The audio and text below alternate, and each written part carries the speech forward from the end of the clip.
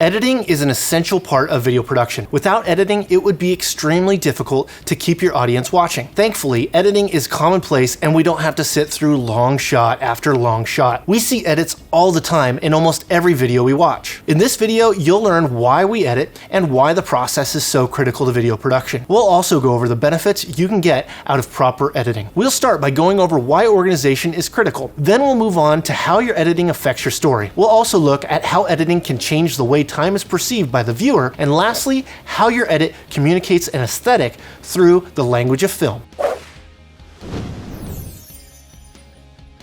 Today, all video editing is non-linear. This means when editing, you don't have to go straight through from start to finish.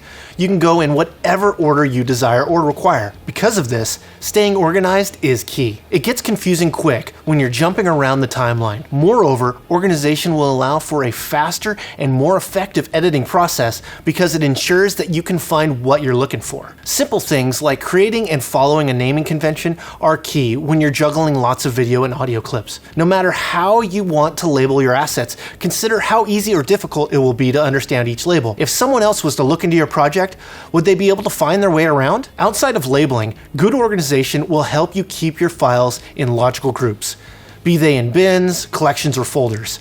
A video editor will have to juggle many files at once, and the amount of time you spend looking for files over and over can go from minutes to hours pretty quick. Editing allows for more freedom when filming too. Due to constraints such as the shooting location and scheduling, sometimes a video simply can't be shot chronologically. Other times, it's just easier, much faster, to opt not to shoot the project in chronological order. Shooting a script in order often means sacrificing efficiency. For example, The Shining was scheduled to be shot in around 100 days, but ended up taking 250 days to shoot because Stanley Kubrick, the director, chose to film in chronological order. Post-production enables editors to arrange shots captured at different times into logical sequences, making the overall production much faster and cheaper.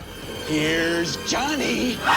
Regardless of the type of video you're editing, you're telling a story. The story can be as complex as a narrative film, but it can also be as simple as the story of your day on vacation. The story is the path you get from the beginning to the end of your video. Every video should tell a story. It's at the core of filmmaking and video production. A story may cover many different storylines that all weave into each other. Like in Forrest Gump, the simple story is that it's about a man named Forrest Gump and what happened to him in his lifetime. However, a fictionalized version of American history is also told in the same film. Forrest is a simple man looking to live a simple life, but his story takes us from a southern plantation to college football to the Vietnam War, all across the United States through friendships, family, and death.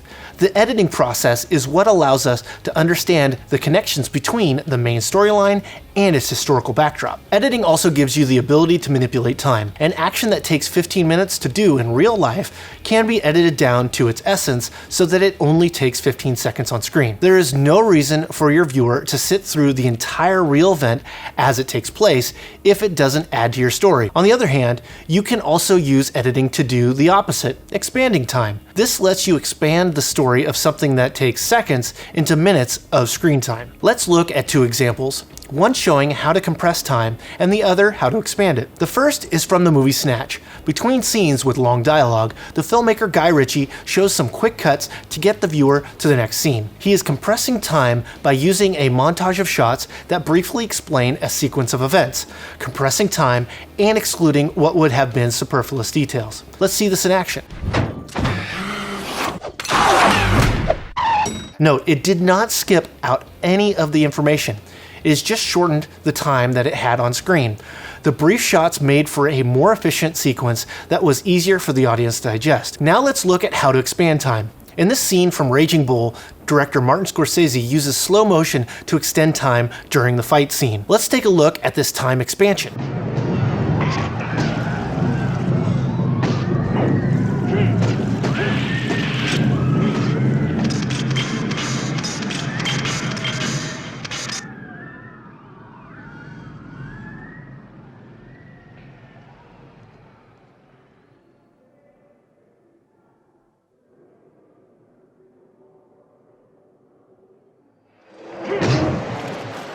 Going from real time to slow-mo dramatizes each punch and lets the audience see details that might have otherwise been missed. Through your editing decisions, you can communicate different aesthetics.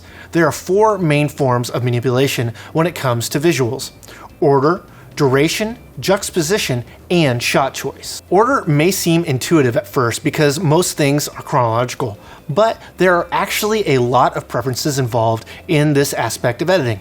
Some visual representations of actions or objects will fit better when presented outside of the linear timeline of a video. If you want to keep a specific detail hidden from the viewer until more information is revealed, it's better to save that shot for later in the video. The duration of clips also dramatically affects the mood of a video. Slower, longer shots paired with the right soundtrack could make a very calming cinematic sequence. Let's see this in action.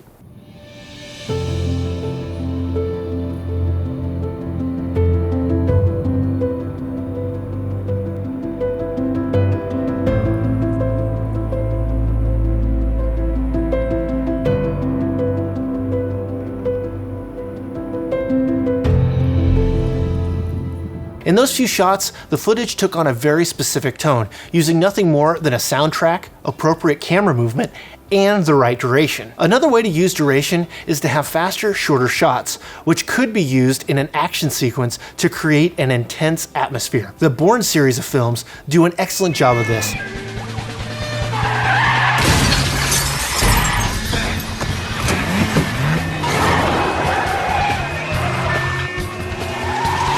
In this particular sequence, the fast shots create a sense of urgency and panic. But for the most part, the duration of a clip greatly depends on its function. A full screen graphic of terms and bullet points may stay on the screen longer than a normal clip because it's there for the viewer to read and absorb information. In other situations, the length of the clip might be used to emphasize something, like in this shot from The Graduate, where the character played by Dustin Hoffman is running down a sidewalk. The length of the shot is expressing the hard effort the character is making to stop a wedding he doesn't want to happen. Let's watch this long shot from The Graduate by filmmaker Mike Nichols.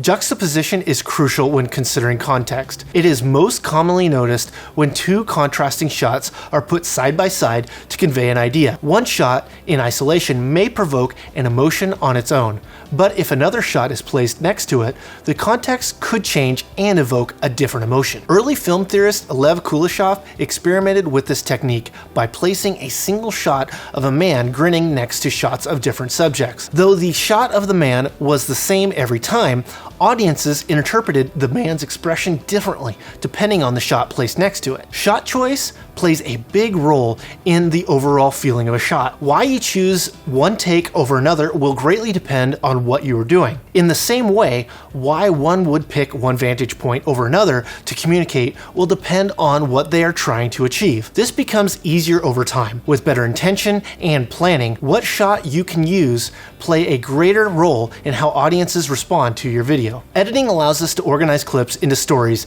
and use tools like time manipulation and juxtaposition to communicate complex ideas. Now that you understand why you edit, apply these ideas to your next video edit and take your next video to the next level. Thanks for watching.